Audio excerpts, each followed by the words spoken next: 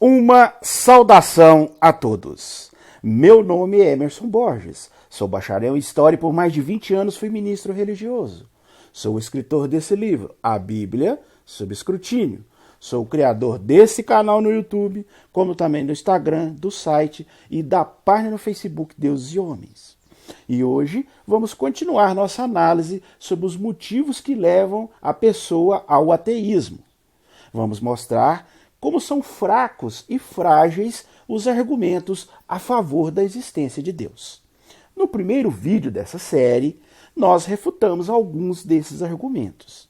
Se você não assistiu, eu vou deixar aqui na descrição desse vídeo o link para que você possa assistir o primeiro vídeo dessa série. Agora, vamos continuar nosso estudo, refutando mais alguns supostos argumentos sobre a existência de Deus. Um argumento muito usado pelos religiosos, que eu costumo chamar de falácia da ignorância, é o seguinte: eles dizem assim: se o Deus X ou Y não existe, de onde veio tudo? Já ouviu algum religioso falar isso? Eu já escutei muito isso.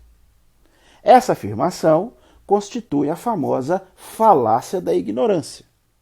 É muito simples entendermos por que esse argumento se constitui uma falácia. Raciocine comigo. Só porque se ignora a existência de respostas a um problema, isso não significa que possamos adotar a resposta que bem entendemos. Por exemplo, até muito recentemente na história humana, era perfeitamente lícito usar argumentos como: mas se Zeus não existe, de onde vêm os raios? Com certeza, os antigos gregos usaram muito esse argumento quando eram questionados sobre a existência de Zeus. Na época, as pessoas desconheciam ciências como a meteorologia e o eletromagnetismo.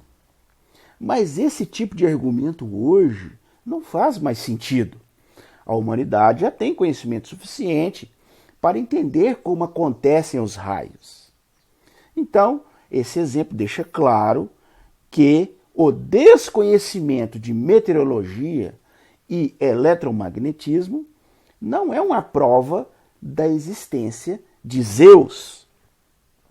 O mesmo se dá quando o argumento se refere a outros deuses ou a outros fenômenos de origem desconhecida para o interlocutor. Fenômenos climáticos e sísmicos já estiveram muito em moda. As pessoas antigamente, por desconhecer esses fenômenos, ficavam usando esses argumentos da ignorância para tentar justificar a existência de deuses. Mas atualmente, esses tipos de argumentos climáticos, e sísmicos, eles estão muito em baixa. Por quê? Sabe por quê? Porque hoje é de conhecimento geral que existem explicações 100% naturais e até mesmo triviais para o clima e os terremotos, por exemplo. Antigamente, quando as pessoas viam lá um raio, eles não entendiam aquilo. Então, eles procuravam, dentro da sua ignorância, atribuir isso a algum deus. Por exemplo, um terremoto também, quando acontecia um terremoto, eles não entendiam por que aquele terremoto estava acontecendo. Não entendiam a causa daquele terremoto. Então, eles atribuíam isso a alguma divindade. Mas hoje as pessoas já entendem por que existem terremotos, como acontecem os terremotos, como acontecem os raios. Então, esse tipo de apelo à ignorância hoje já é algo fora de moda, algo que as pessoas não usam mais. Porém, hoje em dia, a falácia da ignorância usa outros meios, outras coisas, como por exemplo, o homem, a vida, a terra, o universo, para tentar provar a existência de um Deus. Você não ouve muito hoje as pessoas falarem: mas se Deus não existe, de onde veio o homem? Ou se não, se Deus não existe, de onde veio a vida? Se Deus não existe, de onde veio a terra? Se Deus não existe, de onde surgiu o universo? Então, a gente escuta muito isso hoje. Eles tentando usar esse apelo, essa falácia da ignorância para justificar a existência de alguma divindade. Se formos estudar a história humana, vamos perceber que deuses sempre foram chamados para explicar o desconhecido. E todo Deus que cumpre essa função tem um nome. Ele é chamado de o Deus das lacunas. Por que ele é chamado de o Deus das lacunas? Porque esse Deus preenche as lacunas do conhecimento de determinada época. O problema é que à medida que o conhecimento científico avança, ele preenche essas lacunas. O conhecimento científico vai preenchendo essas lacunas e tomando o lugar dos deuses, deixando cada vez menos espaço para eles. Quem acredita no divino porque não sabe de onde veio a vida, está agindo de maneira idêntica a quem acreditava no divino por não saber de onde vem a chuva. Nesse caso, só muda o objeto da ignorância. Raciocine comigo. No passado, o objeto da ignorância, por exemplo, era a chuva, eram os raios, eram os terremotos, coisas que o ser humano não entendia e atribuía a divindades. Só que essas coisas, com o tempo, a humanidade foi desenvolvendo seu conhecimento e hoje, a maioria dos seres humanos hoje entendem, né, esses fenômenos, né, esses fenômenos climáticos, esses fenômenos sísmicos. Agora, hoje apenas mudou o objeto da ignorância. Né? Hoje, as pessoas que usam esse argumento da ignorância, eles já buscam coisas que a humanidade ainda não tem um conhecimento pleno. Né? Como eu já disse, a origem do universo, né? A origem do ser humano, da terra, da vida. Só que a grande questão é que a ciência, nas últimas décadas, ela fez maravilhosas descobertas sobre esses assuntos. Sobre a origem da Terra, a origem do universo, da vida, do homem. Então, a cada dia que passa, né, tem surgido respostas sólidas, né, apoiadas em evidências que confirmam, né, muito a respeito da formação da nossa espécie, por exemplo, da formação das estrelas, dos planetas, do nosso Sol, né, da vida aqui do nosso planeta. Então, a ciência ela tem sido extremamente útil para dar essas primeiras respostas sobre o surgimento da vida e do universo. Então, eu tenho certeza que quando essa fronteira for rompida, quando a ciência descobrir mais detalhes sobre isso, né, conseguir achar respostas, né, mais profundas sobre esses assuntos, esse apelo à ignorância vai ter que mudar para outros assuntos. Né? Porque aí a origem do universo, a origem da vida, a origem do homem, a origem do planeta Terra já não vão ser mais um assunto de ignorância da humanidade. Aí eles vão ter que passar para outro assunto, vão ter que achar outra coisa. Eu digo isso porque o passado nos serve de guia nessa questão. O ser humano ele tem essa tendência, né? Como eu já disse, no passado eles tinham ignorância com respeito a certos assuntos, como por exemplo a chuva, os raios, né, os terremotos, os eclipses. Então eles atribuíam a uma divindade. A partir do momento que eles passaram a entender melhor esses fenômenos, eles procuraram outros, né? Outras coisas que a humanidade ainda ignora, né?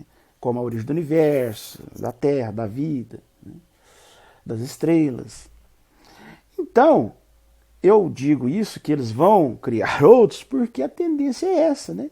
Se no passado eles fizeram isso, com certeza hoje, quando tivermos pleno conhecimento sobre esses assuntos que hoje a humanidade ainda tem certa ignorância, que ainda não tem um entendimento pleno, a tendência é que eles criem outros assuntos, né, para tentar chamar esse apelo à ignorância como um argumento para a sua divindade. O correto não seria isso, né? O correto, o lógico, seria sepultarmos esse argumento da ignorância. Mas, se olharmos para o passado, ele nos serve de guia, né? E parece que esse argumento da ignorância continuará popular e as pessoas que creem em Deus se agarrarão a um outro mistério ainda não desvendado, né? Pelo visto, o argumento da ignorância continuará imune às incontáveis lições que a história nos deu sobre os cada vez menores deuses das lacunas. O fato de que os deuses encolheram quando a ciência avançou é um dos diversos motivos pelos quais muitos ateus entendem que ciência e religião são incompatíveis. Um outro argumento muito usado pelos religiosos eu costumo chamar de a suposta falta de sentido. Isso mesmo. Eles falam assim, se o Deus X ou Y não existe, a vida não tem sentido. Já ouviu os religiosos falarem isso? Eu já escutei muito isso. Mas os religiosos que usam esse argumento, eles não notam que isso na realidade não é um argumento. Isso não é um argumento, gente. É apenas a expressão do desejo pessoal de que Deus exista para dar sentido à vida. E não se deve confundir como desejamos que o mundo seja com a maneira que ele realmente é. Quem pensa assim está apenas afirmando que a sua vida pode não ter sentido. Essa afirmação nada nos diz sobre a existência de Deus. Eu vou ilustrar para que você entenda melhor. Vamos supor que eu afirme isso aqui para vocês. Eu digo assim, ó, se não existe $1 milhão na minha conta, então a vida não tem sentido. Observou a afirmação? Será que essa afirmação está provando a existência de $1 bilhão na minha conta? O que você acha? Me diga aí. Claro que não. Essa afirmação está apenas afirmando o meu desejo de ter $1 milhão na minha conta. Que se não tiver, a vida para mim não faz sentido. Mas isso não significa que eu tenha esse $1 milhão na minha conta. A mesma coisa podemos dizer com esse argumento dos religiosos, né? Se Deus não existe, então a vida não faz sentido.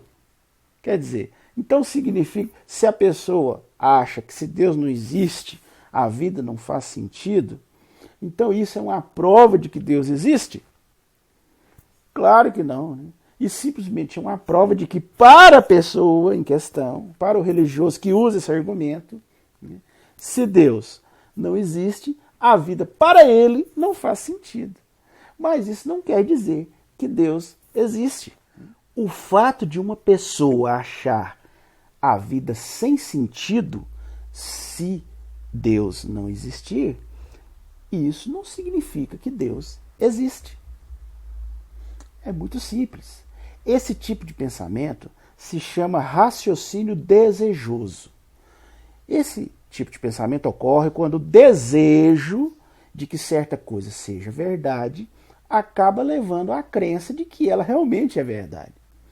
Este raciocínio peca por assumir como verdadeira a ideia de que a vida não tem sentido sem deuses. O fato é de que existem centenas de milhões de ateus no mundo e nada indica que suas vidas estejam vazias de sentido.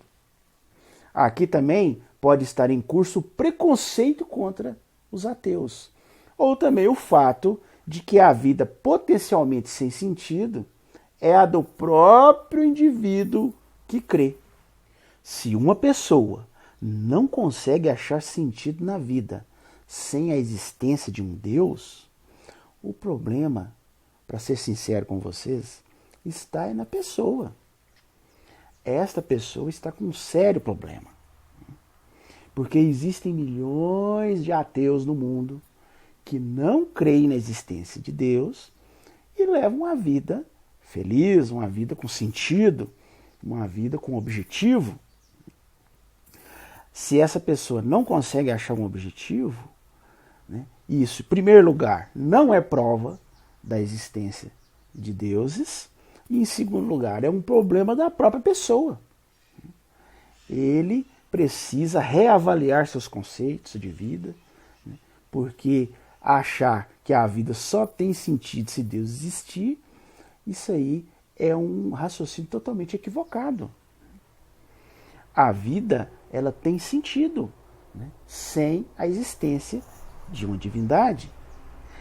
Eu chego até a afirmar para vocês, aí que ela passa realmente a ter sentido.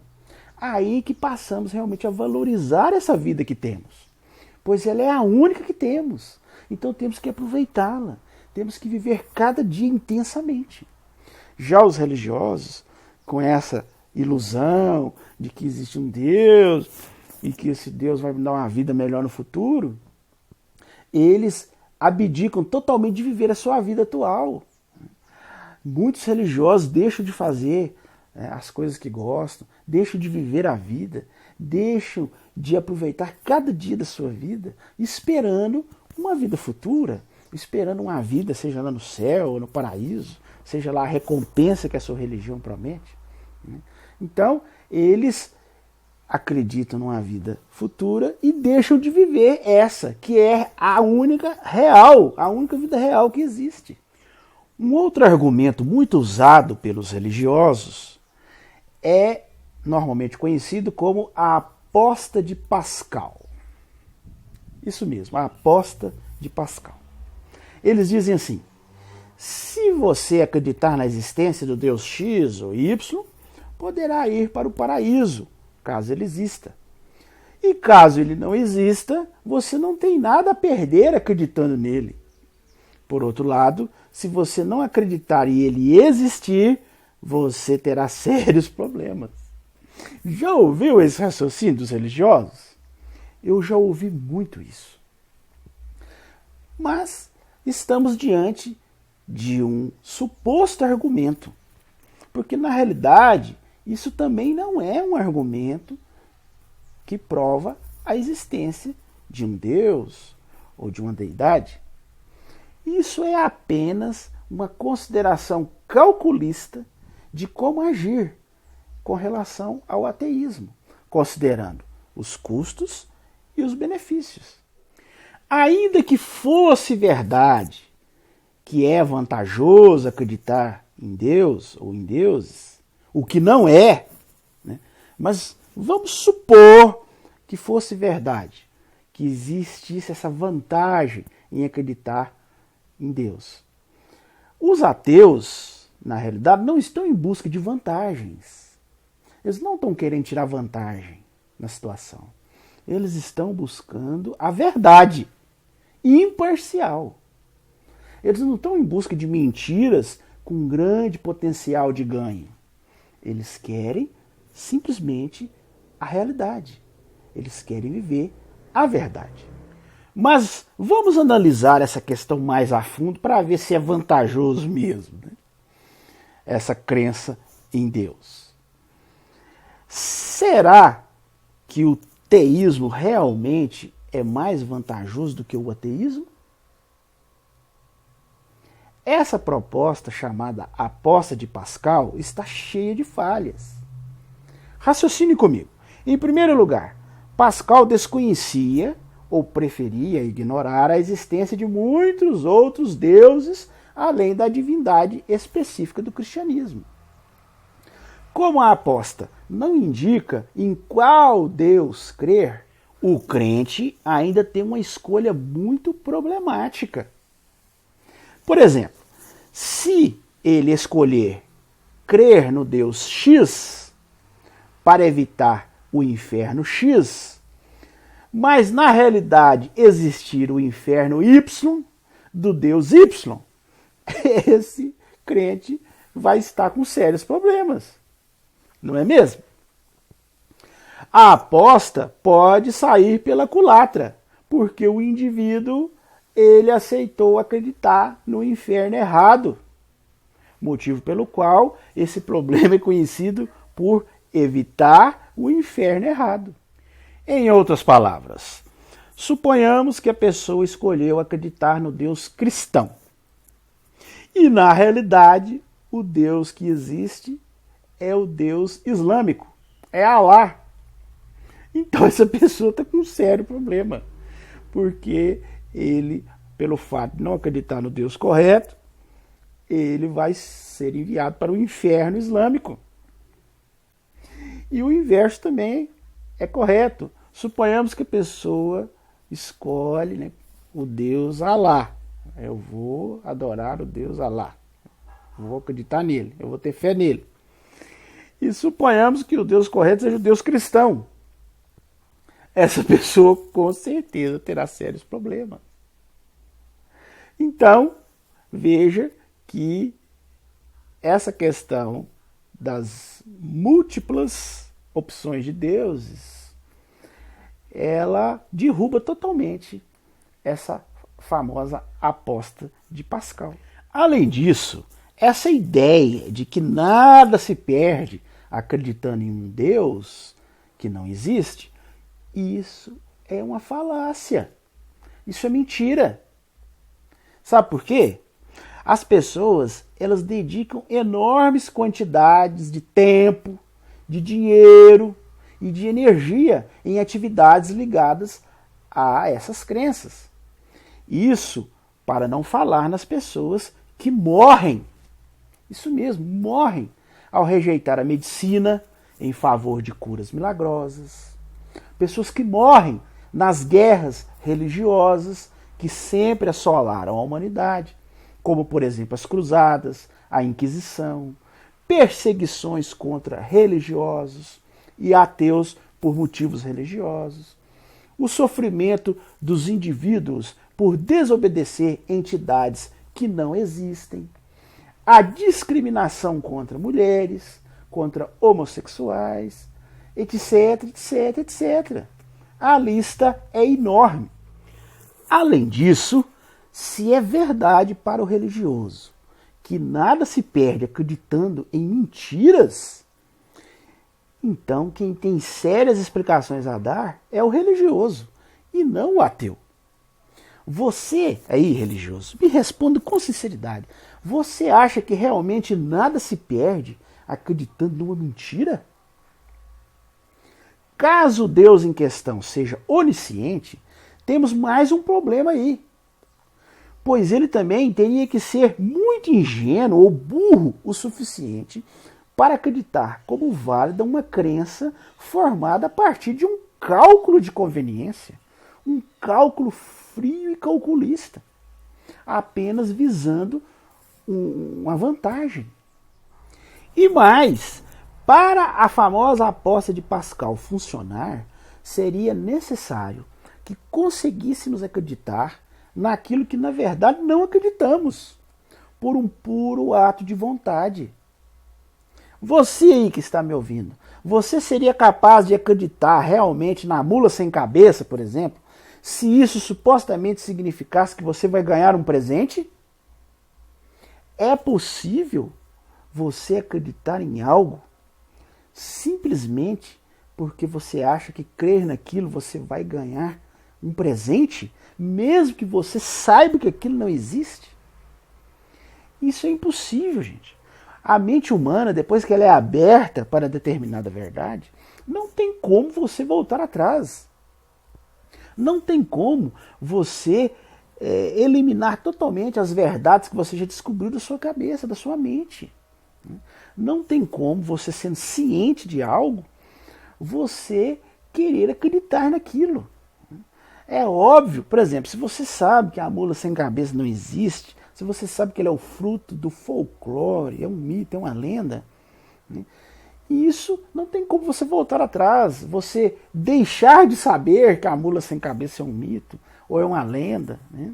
O mesmo se aplica a Deus. Depois que você descobre que ele não existe, não tem como você tirar isso da sua cabeça, não tem como você fazer uma lavagem cerebral na mente e tirar as evidências claras que você descobriu de que ele não existe. Então, aí temos mais um problema grave nessa aposta de Pascal. E os problemas não cessam por aí, pois o argumento assume que só existem deuses do tipo que recompensam a crença e punem a descrença. Quer dizer, essa tipo de aposta, né, ela deixa claro que o Deus que existe, ele está aí para recompensar a crença e punir a descrença.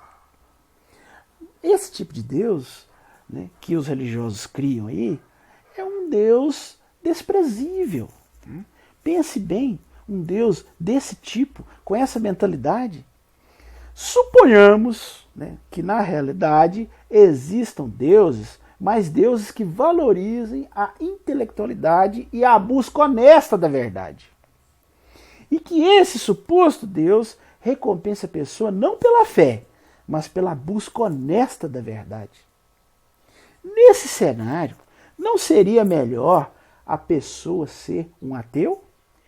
E, finalmente, caso existisse mesmo um Deus que punisse seres humanos eternamente por crimes de opinião, quer dizer, uma pessoa que, diante das evidências que estão diante dele, ele tem a sua opinião, ele chega a uma conclusão de maneira honesta.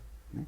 Se caso existisse um Deus que punisse uma pessoa assim eternamente, simplesmente porque ele segue a opinião dele diante das evidências que ele tem, independente se essa pessoa é boa, justa, ou independente do que ela tenha feito na vida. Né?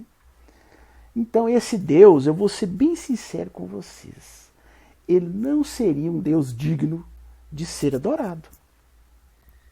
Um Deus que coloca em primeiro lugar a crença, simplesmente o fato de crer, então esse Deus, ele não merece ser adorado.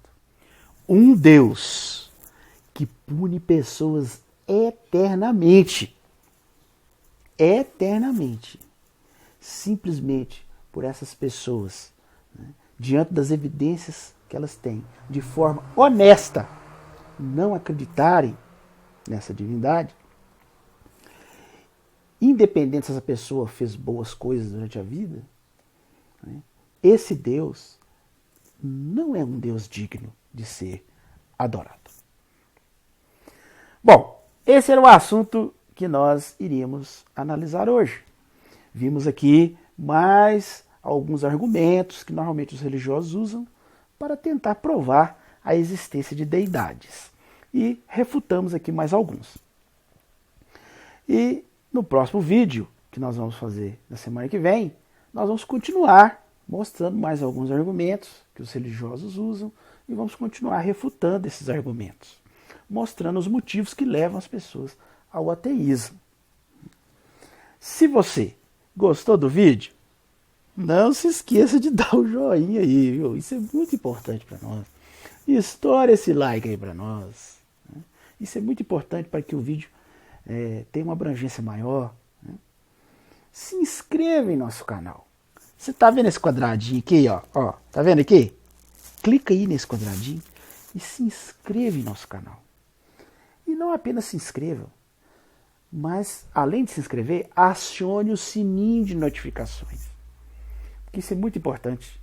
Se você acionar o sininho de notificações, assim que a gente subir um vídeo novo, você é notificado. Então na semana que vem, quando a gente subir o novo vídeo dessa série, continuar refutando os argumentos aí dos religiosos, você será notificado.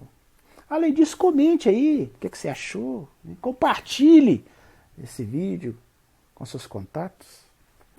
E se você desejar adquirir o meu livro, eu vou deixar aqui, como sempre, os links aonde você pode adquirir meu livro. Né? O meu livro é vendido aí nos principais sites de venda online, como por exemplo a Livraria Cultura, Saraiva, né? Lojas Americanas e até mesmo no meu próprio site. Você pode adquirir o meu livro diretamente do meu site. É www.deusehomens.com.br.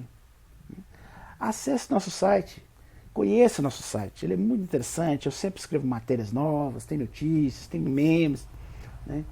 Tem vídeos, né? E também você pode adquirir o meu livro diretamente do meu site. Se você desejar assistir os outros vídeos do nosso canal, nós já fizemos mais de 60 vídeos no nosso canal, várias séries interessantes. Tem uma série muito interessante que nós fizemos, chama As 12 Evidências da Inexistência de Deus. Se você desejar assistir, eu vou deixar aqui os links para que você possa assistir esses vídeos. E tem uma outra série também que nós fizemos, que tem chamado muita atenção, chama-se 8 Perguntas sobre Jesus Histórico. Eu vou deixar aqui os links para que você possa assistir esses vídeos. Nós temos uma série de mais de 37 vídeos. Chama-se Escrutinando a Bíblia. Onde eu mostro todas as contradições, incoerências, mitos, lendas, absurdos morais, erros históricos, científicos encontrados na Bíblia. 37 vídeos, é muita coisa. Se você quer aprofundar nesse assunto, acesse aqui, eu vou deixar os links aqui para que você possa assistir esses vídeos. Ok? No mais, eu desejo uma excelente semana a todos e até o nosso próximo vídeo.